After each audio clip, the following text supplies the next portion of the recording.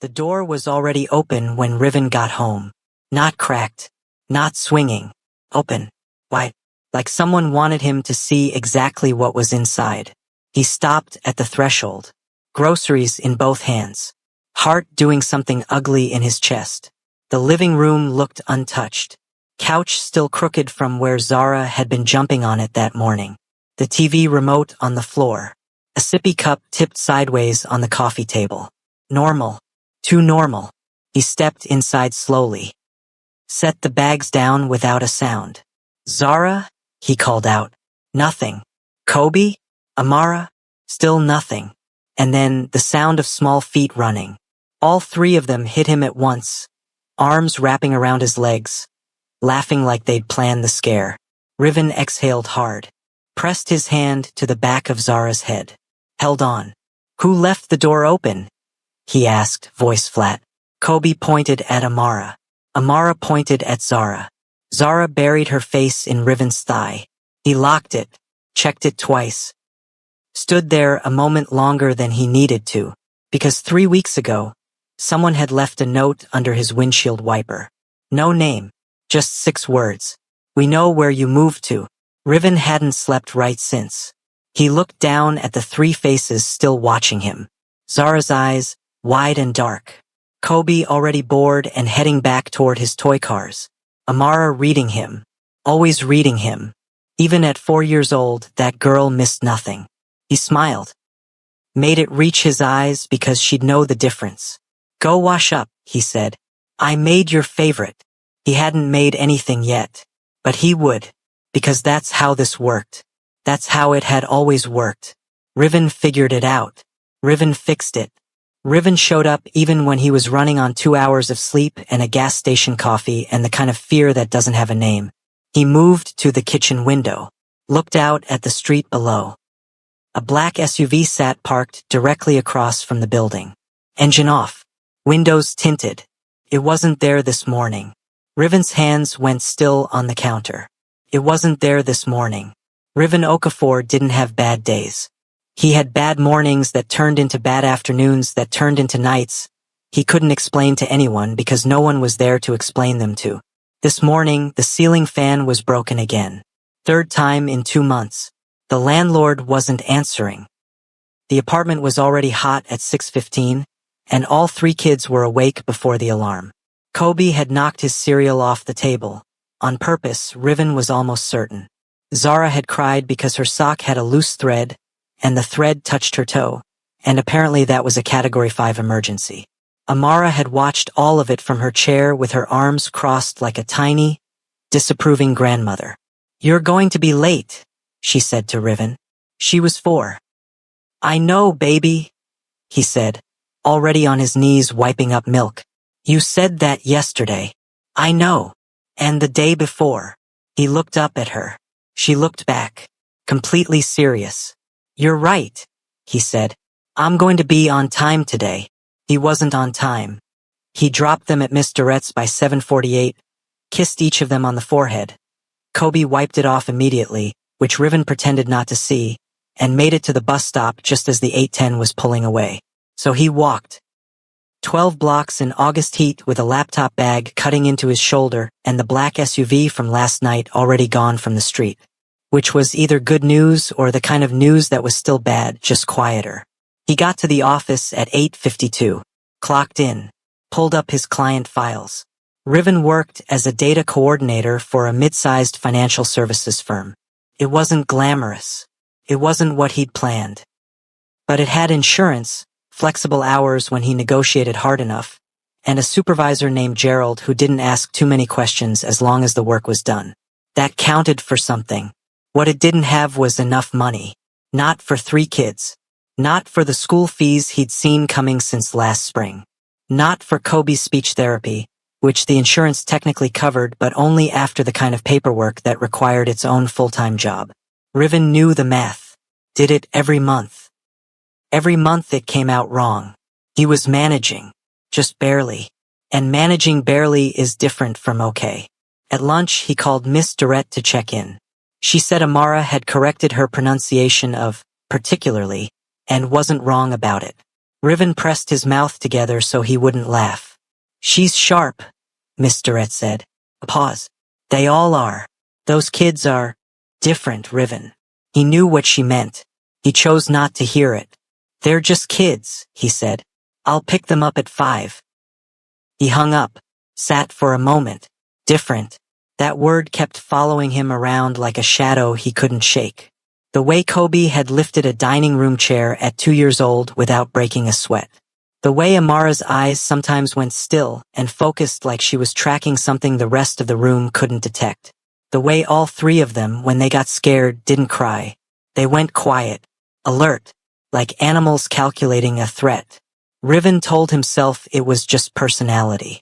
Strong kids. Independent kids. He'd raised them that way.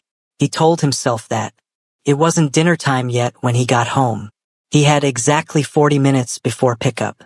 He used them to prep dinner, start 1 load of laundry, respond to 2 emails, and stand in the bathroom with both hands on the sink just breathing. Just taking up space where no one needed anything from him for 30 seconds. He looked at himself in the mirror. 28 years old. Tired in the eyes. A scar on his chin from a fall nobody knows about because he hadn't told anybody because there was nobody to tell. He went and got his kids. They were loud on the walk home. Zara held his hand and swung it.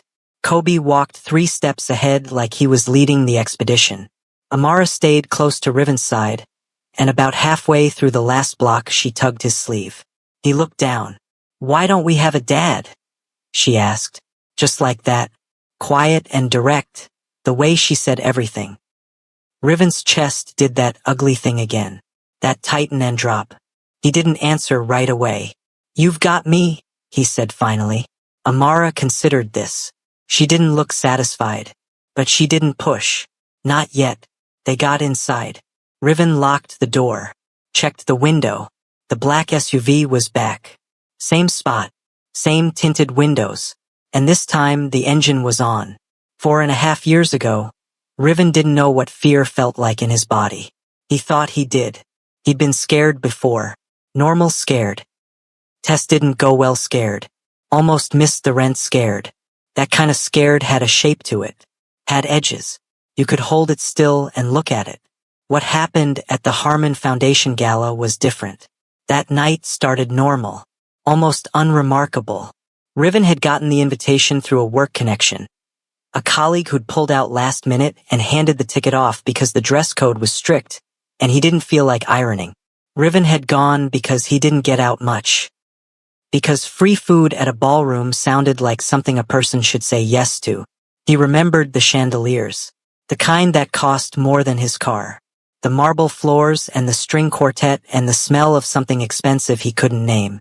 He remembered feeling out of place in his rented blazer and deciding it didn't matter. He remembered the champagne. 1 glass. He was certain of that. He'd been careful. He was always careful. He did not remember finishing it. What came after was a sequence of impressions, not memories. Heat. Not outside heat, inside heat. The kind that started at the base of the spine and moved up and out and didn't make sense, didn't follow any rule of normal human biology. He remembered a long hallway, a door with a heavy handle. He remembered the sound of his own heartbeat, too loud, too fast. He remembered voices, low, not threatening, almost careful. He remembered shadows, 3 of them, then nothing. He woke up in a hotel room he didn't recognize, alone, sunlight through heavy curtains. His blazer folded over the back of a chair like someone had taken care with it. A glass of water on the nightstand. A small card underneath the glass. He didn't read the card right away. He sat on the edge of the bed and tried to make his mind work correctly. Tried to put pieces in order. Couldn't. He was intact. That was the first thing he checked. He ran through it systematically because that's how his brain handled the things it couldn't process. Make a list, go through it, cross off what's verified. He was intact. He was alone. He had no memory of the last several hours. He picked up the card. It said, "You are safe. We apologize. This should not have happened." No signature. Riven put the card down. Picked up his phone. Saw 11 missed calls from his colleague asking if he was okay and where he'd gone. He called back. Said he'd gotten sick. Left early. Must have left his phone on silent. He went home. He told himself it was nothing. For about 3 weeks he believed that. And then his body started telling a different story. He didn't tell anyone. Not a single person. Not because he was ashamed, though there was some of that, the ugly, irrational kind that comes from things you didn't choose. Mostly because every time he imagined saying the words out loud, he saw the response on the other end. The questions he couldn't answer. The faces of people who would want to help but couldn't. The systems he would have to navigate. The things that would start moving once those words were spoken. The official kinds of things, the irreversible kinds. He wasn't ready for irreversible. He went to a doctor he'd never been to before. Paid out of pocket. Said as little as possible. Heard the confirmation in a small, white room with a paper runner on the exam table that made a crinkling sound every time he shifted. Riven sat very still. The doctor gave him information. He heard almost none of it. He was doing math. The only kind that mattered right now. Weeks. The timeline. Working backward to a night in a ballroom with a glass of champagne he barely touched. He drove home in silence. Sat in his parked car outside his apartment for 47 minutes. Then he went inside and looked up the Harmon Foundation Gala guest list, which was public because it was a fundraiser and they liked the publicity. He found the Romano name within 30 seconds. 3 of them. He stared at the name for a long time. Then he closed the laptop. Because whatever came next needed to stay away from that name. Whatever came next was his. His alone. His responsibility, his life, his choice. He didn't sleep that night. By morning, the choice was made. But someone somewhere had been awake all night too. Because under his car windshield the next morning, before he'd told a single soul, was a plain white envelope. Inside it, one sentence. We recommend you disappear. For your own safety. Riven stood on the sidewalk and read it twice. Then he folded it, put it in his pocket, and started making plans. He moved twice in the first year. The first move was fast, panic-driven. He packed what fit in 2 duffel bags and a borrowed car and got 3 states away in a night. Stayed with a cousin who didn't ask too many questions because the family had a history of not asking too many questions. Survival habit, generational, and Riven was grateful for it. The second move was slower, smarter. He'd gotten a job, a small apartment, a new phone number. He'd changed enough things that finding him would take real effort. He told himself that was enough.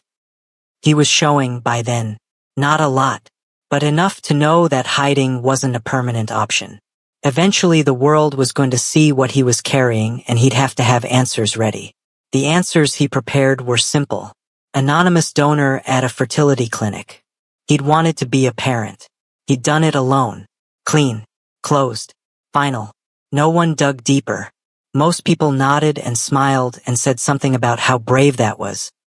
Riven smiled back and said thank you and felt the lie settle into the architecture of his life like load-bearing weight. He couldn't remove it without the whole thing falling. The night they were born, the hospital was cold the way hospitals always are. That specific cold that seeps in under your clothes and doesn't leave. Riven had been in labor for 11 hours. No partner to call. No family who knew the truth. Miss Durrett, who he'd met 3 weeks earlier at a community board meeting, had come because he'd mentioned offhandedly that he'd be doing this alone, and she'd shown up without being invited and sat in a plastic chair and not left. He hadn't asked her to stay. She stayed anyway. You're not alone, she'd told him, and he'd been too exhausted to argue. Zara came first, loud from the first second, like she was announcing herself to a world that had better pay attention. Then Kobe, quieter, already watchful, already serious. Then Amara. The one the nurses kept mentioning, the one whose vitals made the monitors do strange things. The one who came into the world with her eyes already open in the specific way that made the attending physician say, in a tone Riven would remember for years, she's something, isn't she? Yes, they all were. Riven held all 3 of them, one at a time, in a hospital room he was paying for himself, and made a promise he spoke quietly because there was no one but him to hear it. You are mine. I don't know what happens next. But you are mine and I am not going anywhere. He meant it. He still means it. What he didn't know that night, what he couldn't have known, was that down the hall, a night shift nurse named Portia Beale was looking at the admission paperwork and noticing something off about the records. Not wrong exactly, just unusual. A notation in a field that normally stayed blank. A classification she'd only seen twice in her career, both times in cases that got transferred to private facilities quickly and quietly. She flagged it internally. Then she went home. Then she made a call to a number she wasn't supposed to have. Riven was asleep by then. Zara on his chest. Kobe and Amara in the bassinets on either side. He didn't know. He wouldn't know for 4 more years. The first time Kobe threw something too hard and dented the drywall, Riven told himself it was just a strong kid. The first time Amara described a person she'd never met with specific and accurate detail, Riven told himself she was intuitive. The first time all 3 of them simultaneously turned toward the door 3 seconds before someone knocked, Riven stopped saying things to himself at all. He just paid closer attention. He moved again. Smaller city. Different part of the country. He updated his resume and took the data coordinator job because it was the one that let him work from home 2 days a week. He found Miss Durette's cousin ran a small daycare 2 blocks away, which felt like luck at the time. He locked the doors. He checked the windows. He raised 3 extraordinary children while holding a secret that got heavier every single year. And he was so careful. He was so careful. But 3 weeks ago, someone left a note on his windshield, and the black SUV showed up. And now Amara was asking about a father. Riven stood at the kitchen sink after bedtime, drying the same bowl for 2 full minutes without putting it down. He was out of runway. He knew it the way you know a storm before it arrives. Not from the sky, from the air. The meeting was scheduled for 10. Riven had been invited by his direct supervisor, Gerald, who had described it only as a portfolio review with new stakeholders. Gerald said stakeholders the way people say a word they've heard others use but aren't fully comfortable with. Riven hadn't asked follow-up questions because follow-up questions led to conversations and conversations took time, and he had exactly 20 minutes before he had to leave for the office. He got there 9 minutes early. Gerald was already in the hall, standing in that way he stood when he was nervous, weight shifted too far forward, hands in his pockets, small talk at full volume. Big room today, Gerald said. Corner suite. HR cleared the executive conference. That was the first strange thing. Gerald kept talking. Riven kept nodding. They went in. The room was full. Not packed, but full. 8, maybe 10 people already seated. Riven recognized a few faces from the firm's compliance team. A couple from legal. 1 woman from the board whose name he'd seen on memos but never met. And then 3 men standing at the far end of the room near the windows. Not seated. Standing. Together. They weren't from the firm. Riven knew that immediately. Not the way they dressed, although the suits were different, the kind of cut that didn't come off a rack. It was the way they stood. Still. Deliberate. Taking up space with no apparent concern about whether that space was theirs. The one in the center was taller than the other 2 by just enough to notice. Dark hair, sharp jaw, a stillness about him that felt like the room had decided to organize itself around him without being asked. His eyes were moving across the room, across the faces, in a pattern that looked casual but wasn't casual at all. When those eyes reached Riven, they stopped, just for a half second, then moved on. Riven looked down at his folder. The meeting began. Someone from compliance did a presentation. Numbers. Regional performance. Client retention projections. Riven processed approximately none of it. Because the man in the center, the one Gerald leaned over and whispered, was Selim Romano, eldest of the Romano Group's executive board, kept ending up in Riven's peripheral vision. Selim Romano. The Romano name. Riven's hands were flat on the table. Completely still. The kind of still that required active effort. He was fine. He was going to be fine. The presentation wrapped. There was a break. People stood, stretched, reached for water. Riven stayed seated. Reorganized the papers in front of him that didn't need reorganizing. One of the Romano brothers, the one to Selim's left, sharper-eyed, leaner, walked to the side table for coffee. His path brought him within 8 feet of Riven. And Riven's brain, which had been carefully controlled all morning, chose that specific moment to completely betray him, because a phrase came up, a remembered phrase from 4.5 years ago, from a conversation fragment that lived in the part of his memory that shouldn't be accessible at all, and Riven's mouth opened. He said it quietly, under his breath, in Sicilian, not loud, not directed at anyone, but the Romano brother with the sharp eyes went still, like a wire pulled taut. He turned, slowly, and looked at Riven directly for the first time, and from across the room, Selim Romano's head came up. His eyes found Riven's. And he said very calmly, so calmly it was its own kind of alarm, "Look at me." The room didn't quite go silent. The room kept moving. Conversations continued. Gerald laughed at something. But in the space between Selim Romano and Riven Okafor, everything stopped. "Look at me," Selim said again. Lower, quieter. "And say that again." Riven had never made a mistake like this. Not once in 4.5 years. And now 3 Romano brothers were in the same room. And Riven had opened his mouth. Riven didn't run. Running would confirm something. He didn't know exactly what, but he knew that in this room with these men, any fast movement was the wrong movement. So he looked up, met Selim's eyes directly, and said, in a voice he forced into flatness, "I don't know what you think you heard." Selim Romano did not smile, did not react the way people react when they're being dismissed. He just looked at Riven the way you look at a lock when you already know you have the key. Patient. Unhurried. Certain. The meeting was pulling back together. Gerald was gesturing people to their seats. Someone was fussing with a projector cable.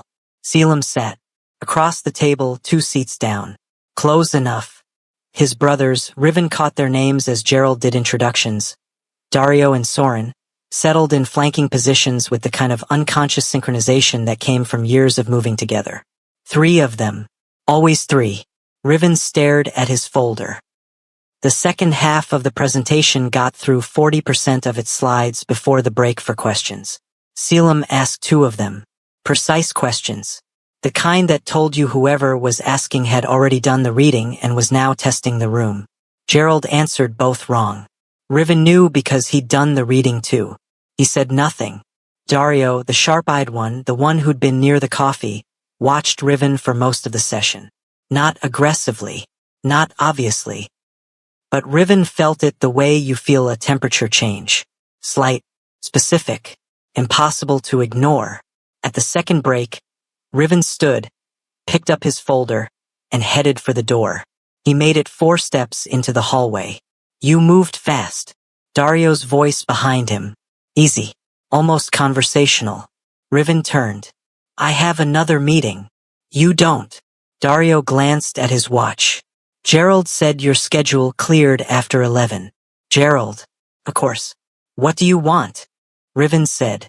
He kept his voice level. He was good at this. He'd had years of practice. Dario tilted his head slightly. Not aggressive. More like he was listening to something Riven wasn't saying. "Where are you from originally?" "Why does that matter?" "It doesn't."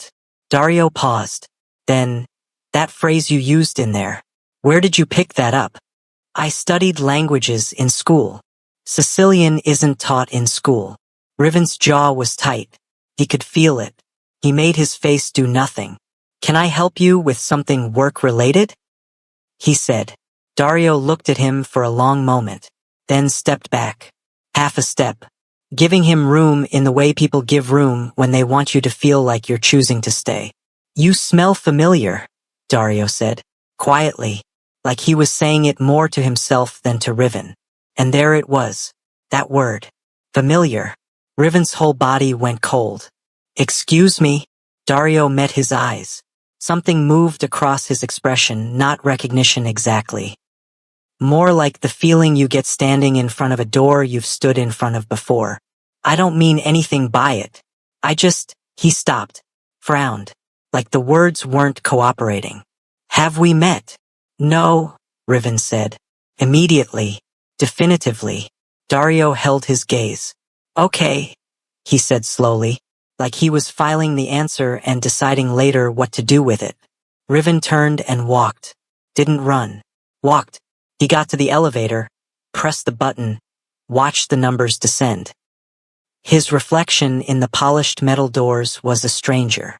Someone calm. Someone composed. He pressed his back against the elevator wall when the doors closed. His phone buzzed. Miss Durrett. He answered. Hey, Riven. Her voice was wrong. Too quiet. One of the men from Amara's school pickup, the one this afternoon. He asked her your last name.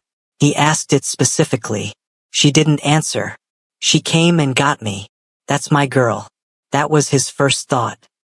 His second thought arrived like ice water down the center of his chest. I'm coming, he said. He hit the lobby at a full stride. The SUV was parked outside the building. This one. Not his street. This building. They already knew where he worked. Hi viewers. Have you ever had to protect something so important that you couldn't tell a single person the truth about it? Drop your answer in the comments, I want to know. The driver's window was down 2 inches. That was new. Riven didn't stop walking. Kept his eyes forward. Got to the corner. Turned. And pulled out his phone to call someone he hadn't spoken to in 3 years. The only person who knew enough of the truth to help him right now. The line rang twice. Then, I was wondering when you'd call. Riven stopped walking. They found me, he said. A long pause. All 3 of them? The voice asked. Riven looked back at the corner. The SUV hadn't moved. I don't know yet, he said. But I think so. Another pause. Then, Riven, listen to me carefully. Do not go back to your apartment tonight. His mouth went dry. Why? Because there's already someone there. The call dropped. Riven tried calling back 3 times. Nothing. The line was dead. Not disconnected, dead. The specific silence that told him the number had already been changed. 3 years of nothing. 1 call. Gone again. He stood on the sidewalk outside his office building with the phone in his hand, and the SUV still parked at the corner, and the words. Someone is already there. Sitting in his chest like a stone he couldn't dislodge. He called Miss Durrett instead. Don't take them home, he said the second she answered. Can they stay with you tonight? A pause. She didn't ask why. She never asked why. Of course they can. You okay? I will be.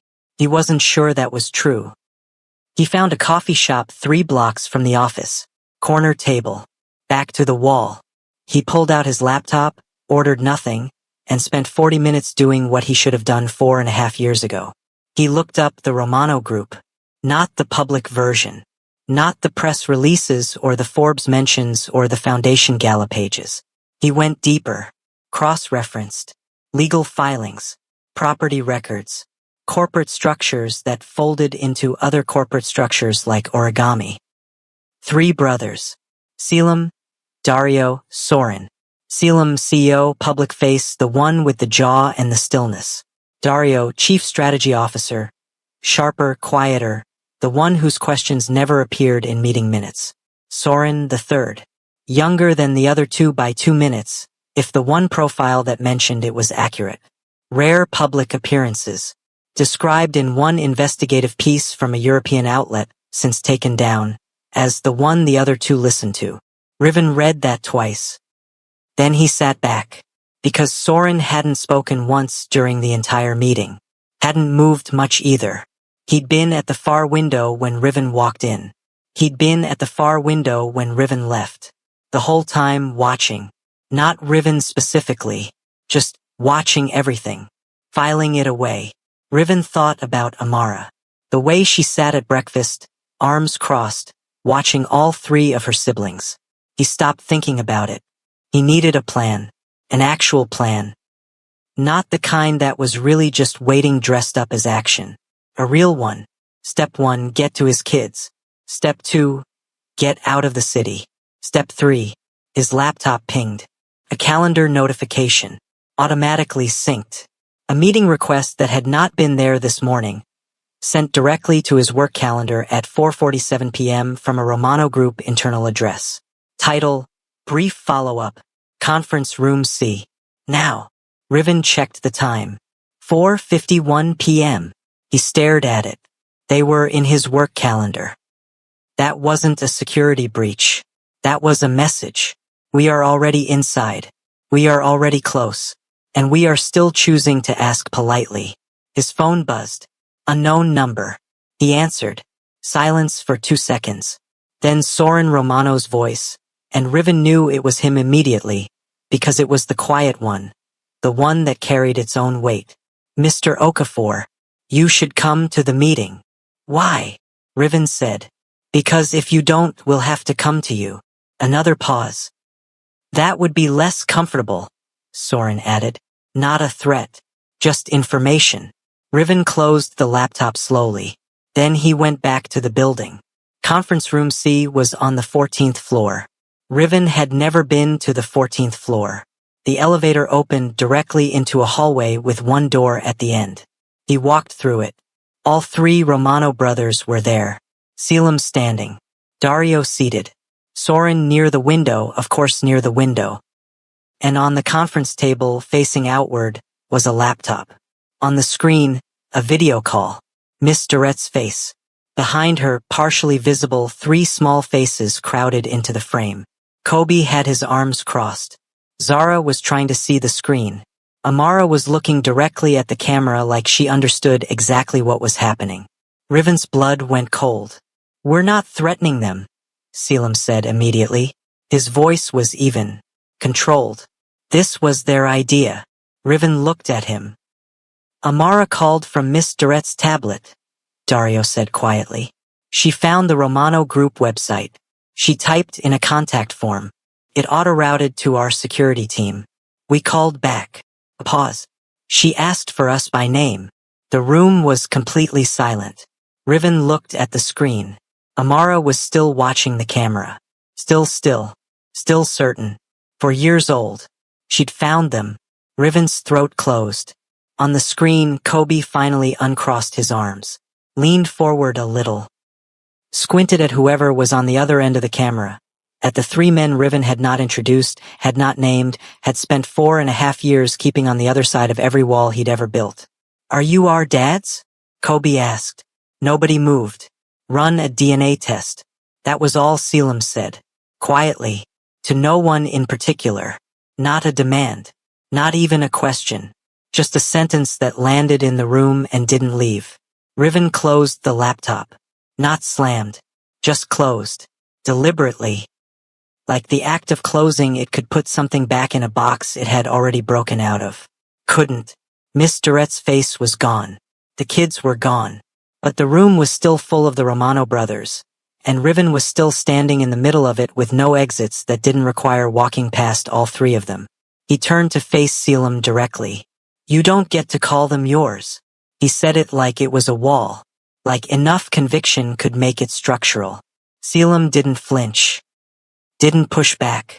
He just looked at Riven with the same patience he'd had in the meeting. The kind of patience that had nothing to do with peace and everything to do with certainty. I'm not calling them anything yet, Selim said. I'm asking for a test. You're not asking. You're right. A pause. I'm not. Dario stood up from the table. He moved to the window the opposite side from Soren, and Riven noticed it. The way they triangulated without thinking. Natural. Automatic. Just like, he stopped that thought. You ran, Dario said. Not accusing. Just stating. After the gala. I didn't run from anything, Riven said. You disappeared, Dario said. From the event. From the city. In less than 2 weeks. That's not your business. It became our business when we found the hotel room and you were already gone. Dario's voice was careful. Controlled the way Riven's was, the kind of careful that came from having too much to hold in. We looked for you. Riven went very still. You looked. For months. Dario turned from the window. His eyes were direct and they stayed that way. We commissioned a full inquiry. Privately. Through our own team. Not law enforcement. A beat. We had reasons for that. Riven said nothing. We didn't find you, Dario continued. You were thorough. I'll give you that. Soren moved for the first time since Riven had walked in. Just 2 steps away from the window. That was all. But the shift was enough to change the balance of the room. We were also at the hotel that morning, Soren said. His voice was low, unhurried. Separately, all 3 of us, trying to find you before you left. He paused. We didn't make it in time. Riven's jaw was working but no words were coming out. You thought we didn't care, Selim said. I thought. Riven stopped, started over. I woke up alone. There was a card that said I was safe. There was no name, no number. No one came back. The card was from our head of security, Selim said, without our authorization. He thought he was protecting us from exposure. The word exposure came out with an edge under it. We found out 3 days later. He no longer works for us. The room was quiet, long, the kind of quiet that had weight. Riven's hands were at his sides. He hadn't moved. Couldn't figure out what movement was appropriate for this particular moment, because nothing about this moment had ever existed in any version of his life before. You don't have to believe us, Dario said. His voice had changed slightly, less careful, something rawer underneath it. We understand why you wouldn't. But we were there too, Riven. That night affected all of us. We didn't know what happened until later. And when we did, he stopped. Selim picked it up. We went looking. Riven finally moved, just turned slightly, faced the window so no one could see his face for a moment. His chest was doing something it hadn't done in a long time. Something that wasn't anger and wasn't fear, which meant it was worse than both combined. You were drugged too, Riven said. It wasn't a question. Silence behind him. And then Selim said, yes, 1 word. Riven exhaled slowly. 4.5 years of a certain kind of story. A story where he was the one who got left. The one who didn't matter enough to find. The one who had to protect his children from men who'd never cared enough to look. 1 word just changed the whole architecture of it. He didn't cry. He wasn't built for crying in rooms full of strangers. But his hands curled slightly at his sides, and the ceiling felt lower than it had when he walked in, and he stood there for a long moment just holding the weight of it. Why didn't you come back? Selim asked. Quiet, not demanding, almost gentle. Riven turned around, looked at him. Because I thought you chose not to stay. The room didn't move. Selim's expression, which had been controlled since the moment Riven walked in, did something different then. Not much. A fractional shift. Just enough. Just enough to be real. Dario sat back down slowly. Soren returned to the window, and for a moment all 3 of them just absorbed it. The same way Riven was absorbing what they'd said. The same weight, different shape, same source. No one spoke for a full 30 seconds. Then Riven's phone buzzed. Miss Durrett. He looked at the screen. His thumb hesitated. Selim saw it. Go ahead. Riven answered. Riven. Miss Durrett's voice was steady, which meant she decided to be steady for his sake. Amara said to tell you something. What did she say? A small pause. She said, tell him we already know. We've known for a while. Riven closed his eyes. For years old. She'd known. He ended the call quietly, slipped the phone into his pocket. When he opened his eyes, 3 men were watching him. Waiting. He looked at each of them in turn. I need to get my children somewhere safe, he said. And then we need to talk about who put us all in the same room and why. Selim was already reaching for his phone. That's why we called the meeting. The penthouse had a separate entrance. Not through the lobby. Not through the main elevator bank. A side door that required a keycard Selim handed Riven without explanation, and a private elevator that opened directly into a foyer with marble floors and no artwork on the walls. Clean, secure, functional. The kind of space that wasn't designed for comfort. Designed for control. Riven stood in the foyer while Miss Durrett brought the kids up. He heard them before he saw them. Zara's voice carrying down the hallway, asking about the elevator buttons. Kobe's footsteps, heavier than a 4-year-old had any right to be. And then Amara, quiet, last through the door, looking immediately at the space and then at Riven and then, without a word, at the 3 men standing 20 feet behind him. She looked at each of them, one at a time, the way she looked at everything, like she was comparing what she saw to something she already had internally. Then she walked to Riven and pressed her face into his side. He put his hand on her back. Held on. Kobe stopped in the middle of the foyer and stared at Selim the way 4-year-olds stare at things. Completely openly, without any social filter.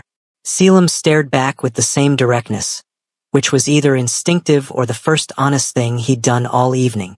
Zara went straight to Dario and pointed at his tie. "That's a bad color," she announced.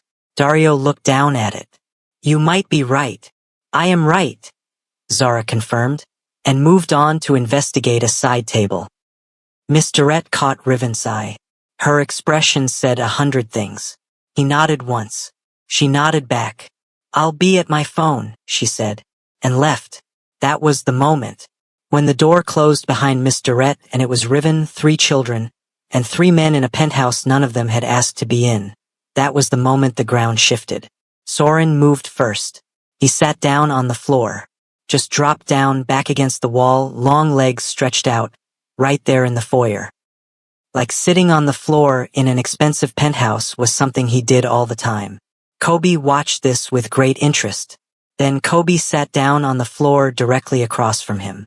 Mirroring, legs stretched, arms crossed, also watching. Soren tilted his head slightly. Kobe tilted his head the same direction. Something crossed Soren's face. Not sentiment exactly, closer to recognition. Riven watched from across the room and felt the specific terror of seeing something true that he hadn't given anyone permission to see. Dario ordered food. He did it quietly, stepped away and made a call. And 20 minutes later there were covered trays on the dining table that Zara pointed at before anyone else did. They ate in a version of order, which was the most Riven ever achieved with 3 4-year-olds, so it counted. Selim sat at one end of the table. He didn't eat much. He mostly watched. Riven sat at the other end. He watched Selim watching the kids, and he let himself, for the first time, sit with what that looked like. What it meant that these men had this same jaw structure on 3 separate faces, and that his children had that same jaw structure on 3 smaller faces, and that this room was full of a truth that had waited 4.5 years to breathe. After dinner, Soren was on the floor again. This time in the living room, and Kobe had brought his backpack and was showing Soren his toy cars one at a time. Soren examined each one with full attention, like they were important, like each car was something worth understanding. Kobe was not a child who warmed up to people. He'd never once shown a stranger his cars. Zara had pulled Dario to a window and was explaining her theory on why the city looked better at night. She had a lot of confidence in this theory. Dario was nodding in a way that suggested he was genuinely listening. Riven was washing the kids' cups at the kitchen sink, because he always washed the kids' cups. He heard Selim's footsteps, unhurried, measured. He didn't turn around. "You don't have to decide anything tonight," Selim said. "I know." A pause. "Or ever. The test, that's information. Not a sentence."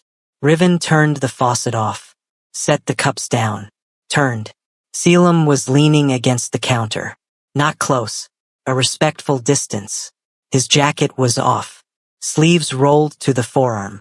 He looked, not softer exactly, but less armored. "I raised them," Riven said. "It wasn't a challenge. Just the foundation. The thing everything else had to be built on." "I know. They are mine," Riven said. "Whatever that test says." "Yes," Selim said. "They are." Not hesitation. Not resistance. Just agreement. Riven looked at him for a moment. "Then why does any of this matter?" Riven asked. Selim was quiet for a beat. Then, because someone arranged what happened at that gala. Intentionally. And that same someone has been watching your children since before they were born. Riven's hands went flat on the counter. "The nurse," Riven said. Lo. Selim nodded. Portia Beale, Selim said. She was placed at that hospital. We've known about her for 2 years. What we didn't know was who she was reporting to. Riven thought about a small white room. A paper runner on an exam table that crinkled every time he moved. We do now, Selim said. From the living room. The sound of Kobe laughing. Full and loud. The specific kind of laugh he almost never produced. Riven looked through the doorway. Soren had made all 3 cars stack on top of each other somehow. Kobe was beside himself. Riven looked back at Selim.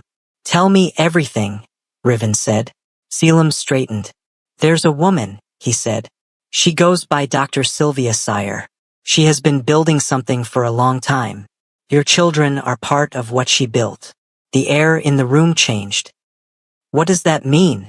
Riven said quietly. Selim looked at him directly. It means they weren't an accident. None of this was an accident. And she knows exactly where we are right now. From the living room, Amara's voice. Quiet. Clear. There's a car outside, she said. No alarm in her tone. Just information. Like she'd been watching the window the whole time. Selim was on his phone before Riven had taken 3 steps toward the window. Dario was already moving. Away from the window into the interior hallway, hand to his ear. He said 2 words to someone on the other end. That was it. 2 words. Whatever they meant, they were enough because somewhere below in this building something started happening fast. Soren stood, picked up 3 toy cars off the floor and set them carefully in Kobe's open backpack. Zipped it. Handed it back without explanation. Kobe took it. Didn't ask why. He just knew. Riven crossed to Amara. Knelt down in front of her. She was still looking at the window, the far window, the one overlooking the side street 11 floors down. He turned her face toward him gently. How many? He said. 2 cars, she said. The black one from before. And a white one I haven't seen. Riven's throat tightened. She'd been cataloging them. This whole time. Since the street outside their apartment. Since before then, maybe. His 4-year-old had been keeping track. He pressed his forehead to hers for 1 second. Just one. Then stood. Zara, he said. Come here. Zara came. She didn't run. She walked with purpose. Like she'd been waiting for someone to give her a direction. All 3 of them pressed close to him without being asked. Selim came back into the room. His expression was the same, controlled, but the pace underneath had changed. We have a team in the lobby. 2 more on the parking level. The cars are registered to a shell company that links back to Sire's organization. She knows we're together, Riven said. She knew before we did, Selim said. Dario came back down the hall. The building has a secure level. Sub-basement. Access is ours only. We move in the next 5 minutes. Riven looked at his kids. Kobe, who had his backpack straps in both fists and was watching Selim. Zara, who had both hands in Riven's shirt pocket like she always did when she was scared but didn't want to be. Amara, who had turned back toward the window one more time. Looking at something. Or listening for it. Amara, Riven said. She turned. Stay close. I know, she said. They moved. The elevator down was fast and silent. Riven had Zara on his hip. Kobe was walking with one hand on Riven's belt without realizing he was doing it. Amara was holding nothing, but staying within arm's reach, which was her version of holding on. The sub-basement was climate-controlled and white and very quiet. Long corridor, 2 secure doors, a room at the end that looked like it had been designed for exactly this. A situation where 3 powerful men needed to sit with something critical and be unreachable. They sat. Selim opened a laptop, turned it toward Riven. A woman on the screen, early 60s, reading glasses pushed to the top of her head. The kind of face that looked warm if you weren't paying attention. Dr. Sylvia Sire, Selim said. Genetic researcher. 14 years with a private biotech consortium. Publicly, she studies inherited traits in high-density family lines. He paused. Privately, she modifies them, Soren said. from the corner of the room where he'd taken a seat on the floor again, because Kobe had immediately followed and sat beside him. Riven stared at the screen. Modifies, he repeated. Enhances, Dario said, and the word carried something dark in the way he chose it. She's been building a study group for over a decade.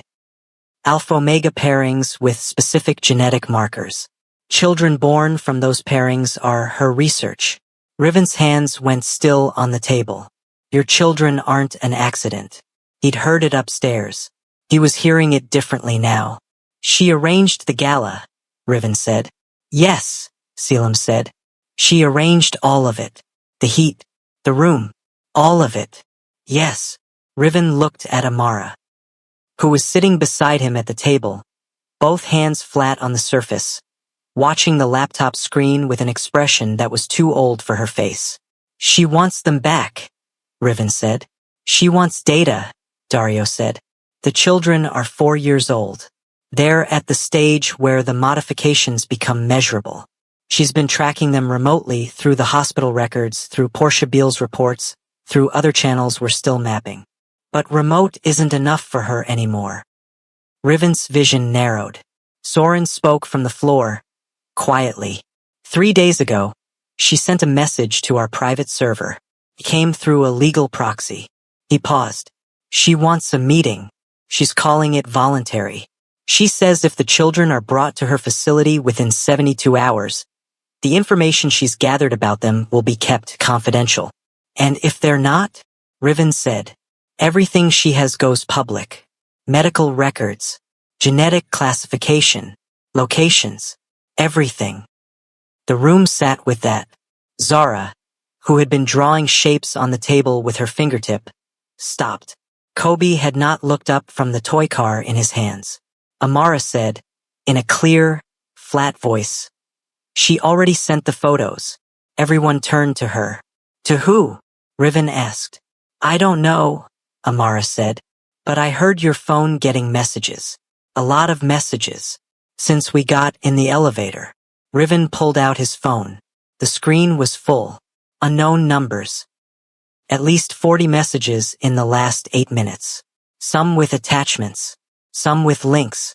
He clicked one. His own children's faces. School pickup. The park. The daycare window. The sidewalk outside their old apartment. Dozens of photographs spanning years. Taken without his knowledge. Without their knowledge. By someone who had been close enough, long enough to build a full record. A record of his children, like they were specimens. He put the phone face down on the table. Slowly. 72 hours, Dario said quietly. Starting from when the message was sent. Riven looked at the time. 41 hours left. He looked at his children. All 3 of them. And then he looked at the 3 men across the table. 3 men who had not chosen any of this either. 3 men who were sitting in a basement because someone else had decided 14 years ago to play a long game with all of their lives. She thinks she has leverage, Riven said. Selim nodded. She doesn't, Riven said. Selim looked at him. Something shifted in his expression. Not quite a question, not quite agreement. More like he was recalibrating. You have a plan, Selim said. I have the beginning of one, Riven said. And I need your resources to finish it. Selim leaned forward. Tell me. Kobe looked up from his car. Met Soren's eyes. Are we in trouble? He asked. Soren looked at him honestly. A little. Kobe thought about that. Okay, he said. And went back to his car. Bath time happened at 8:30. That was non-negotiable. Riven ran the water, tested the temperature. Slightly cooler than usual because the penthouse bathroom had a deep tub and hot water that came up faster, and got all 3 of them in. Zara immediately began constructing something with the soap and 2 washcloths. Kobe submerged to his chin and declared the tub acceptable. Amara sat with her knees up and her arms around them and watched the faucet. The Romano brothers were in the main room. Riven could hear them talking low, specific, the cadence of men working a problem. He'd given them what he had. 40 minutes at the basement table going through everything he'd kept and everything he knew and a few things he'd pieced together over 4 years of watching his own children and quietly refusing to say out loud what they were. He hadn't told them everything. Not yet, but enough. He sat on the edge of the tub and watched Zara's soap creation get too tall and collapse. She made an extremely disappointed noise. He handed her a different washcloth without comment. "Papa," Amara said. "Yeah, baby. Are they staying?" Riven looked at her. "Tonight, yes." "After tonight?" He didn't answer right away. Amara waited. She was good at waiting. She did not fill silences the way Zara and Kobe did. She let them sit. "I don't know yet," Riven said. "That's an honest answer." She considered this. Nodded. Kobe surfaced from his shoulder-depth soak. "I like Soren," he announced. "He's quiet." "You're also quiet," Riven said. Kobe appeared to appreciate this comparison deeply.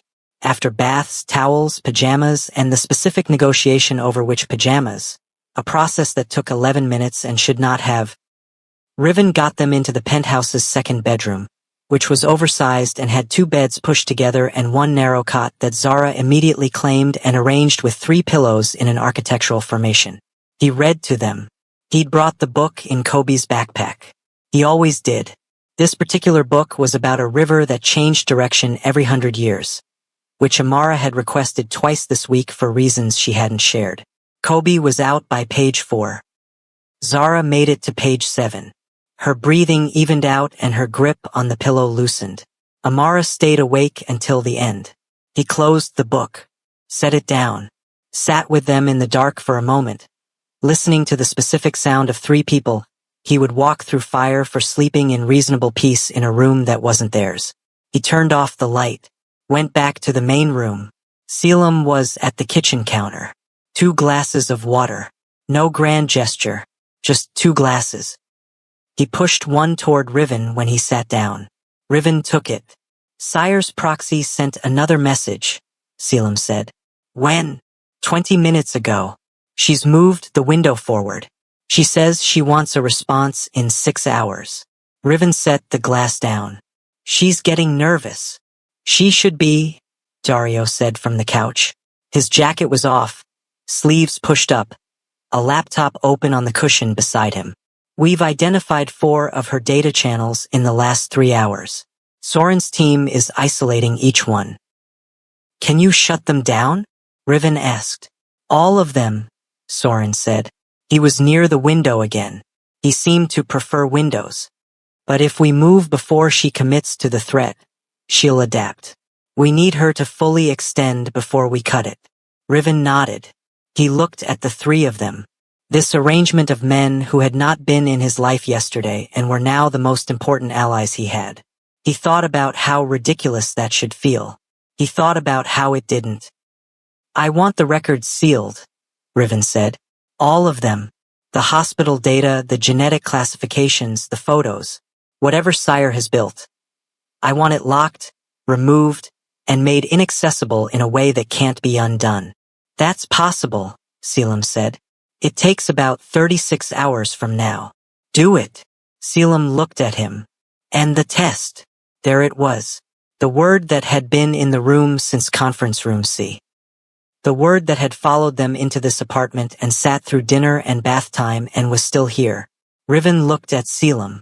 He looked at Dario. He looked at Soren, who had turned from the window. He thought about Amara asking, "Are they our dads?" And Kobe sitting on the floor beside Soren like he'd been waiting for exactly that floor, exactly that person. He thought about Zara telling Dario his tie was the wrong color with the confidence of a child who had never been afraid to be honest about anything. He thought about what it meant to raise children who were this, and what it meant to have done it alone, and what it might mean to not do it alone anymore. He thought about one word. Yes. He thought about what it would cost him to say it. What it would require, what it would change that could never be changed back. "You can take the test," Riven said. He said it carefully, quietly, like each word was load-bearing. "But you don't get to take them." He held Selim's eyes. "Not from me. Not ever." Whatever that test says, whatever it means, these are my children first. You don't come in and rewrite what I built. You don't undo 4.5 years of showing up. If you want to be in their lives, you earn it. Beside me, not around me. The room was very still. Selim held his gaze for a long moment.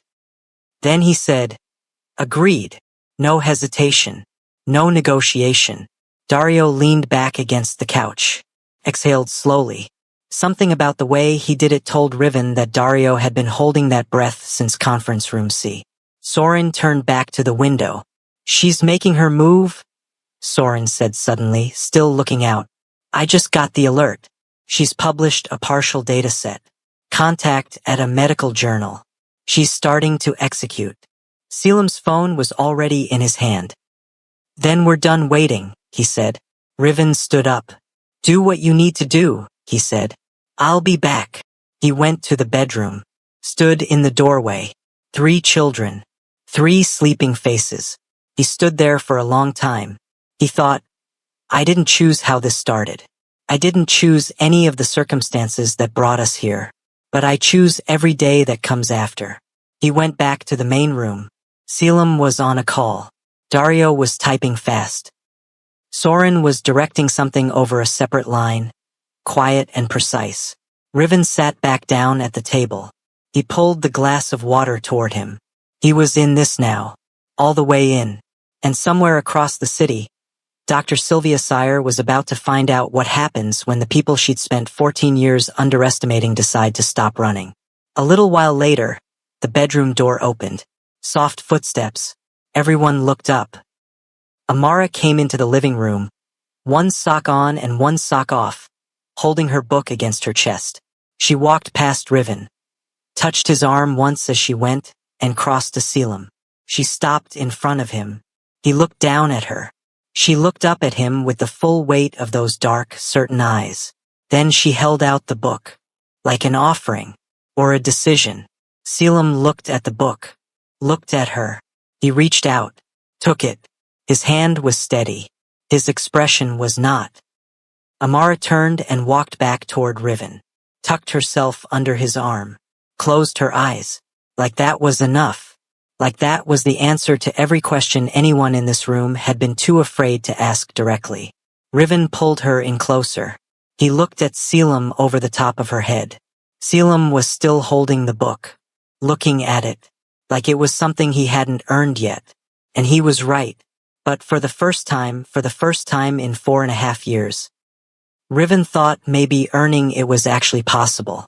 The door to the bedroom opened again. Kobe stood in the hallway, blinking. He looked around the room, assessed the situation with great 4-year-old seriousness. Then he walked directly to Soren, who was still near the window, and held up his arms. Soren looked at him. Riven watched. Soren picked him up. Kobe immediately pressed his face into Soren's shoulder and went back to sleep, like he'd simply needed to find the right place. And found it. The night was not over. Sire was still out there. The timeline was still running. The data was still moving. But in this room, right now, something had shifted in a way that no one could undo. Not Sire. Not the organization behind her. Not anyone with a laptop and a threat and 14 years of patience. Because she'd underestimated one thing. She'd never accounted for what happens when people stop surviving separately and start standing together. That was her mistake. And it was going to cost her everything. If the story moved something in you, if you know what it means to protect someone at any cost, drop a comment below and let others know they are not reading alone. And if you are new here, subscribe and turn on notifications. Because the stories on this channel are not entertainment. They are reminders that choices matter, that love shows up in unexpected places, and that the people worth fighting for are worth every hard thing that comes first. Share this with someone who needs to hear it today. The next story is already coming. Don't miss it.